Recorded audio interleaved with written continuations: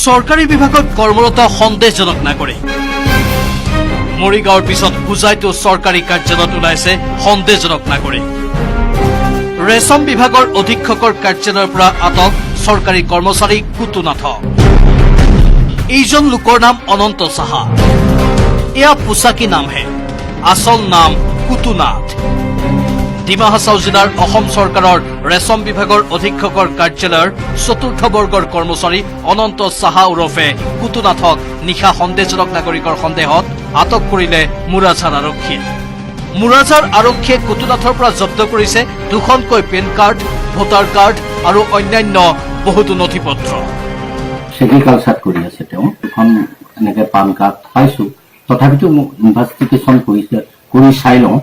তাৰপিছত দেখা যাব তেওঁ পৰ্যায়টো কেনেকুৱা কি ওলায় কুতুনাথ নামৰ সন্দেহজনক নাগৰিকজনে অতি কৌশলেৰে ধনৰ বিনিময়ত হুজাই জিলাৰ কপাহবাৰী গাঁও পঞ্চায়ত আৰু উত্তৰ ডিমৰুপাৰ প্ৰাথমিক বিদ্যালয়ৰ পৰা অনন্ত সাহাৰ নামত নথি পত্ৰ উলিয়াইছিল এই কথা নিজ মুখে স্বীকাৰ কৰিছে সন্দেহজনক নাগৰিকজনে তাৰ পাছত এই জালি নথিৰে তেওঁ ৰেশম বিভাগত চৰকাৰী চাকৰিত যোগদান কৰিছে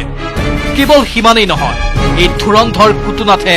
জালি নথি পত্ৰৰে দুটা নামত দুখনকৈ পেন কাৰ্ড দুটা বেংক একাউণ্ট আৰু বহুতো নথি পত্ৰ প্ৰস্তুত কৰিছে এই কথাৰ উমান পাই কপাহবাৰীৰে এগৰাকী মহিলাই কুতুনাথৰ বিৰুদ্ধে মুৰাজাৰ আৰক্ষী থানাত তৰিলে গোচৰ মহিলাগৰাকীৰ এজাহাৰৰ ভিত্তিত মুৰাজাৰ আৰক্ষীয়ে দেওবাৰে কুতুনাথক আটক কৰে জব্দ কৰি ৰাখিছো গতিকে কিমান সত্য কিমান অসত্য সেইখিনি মই ইনকুৱাৰী কৰিবলৈ অলপ মোৰ সময় লাগিব গতিকে এই সময়ছোৱাত মই তেওঁক সোধপোছ কৰি এই মানুহকেইজনক লগ ধৰিব লাগিব কোনে কি দিছিলে নিউজ 18ৰ বাতৰিৰ প্ৰভাৱত ইয়াৰ পূৰ্বে মৰিগাঁৱত চাকৰিৰ পৰা বহিষ্কাৰ কৰা হৈছিল চৰকাৰী কাৰ্যালয়ত নিয়োজিত বাংলাদেশী নাগৰিকক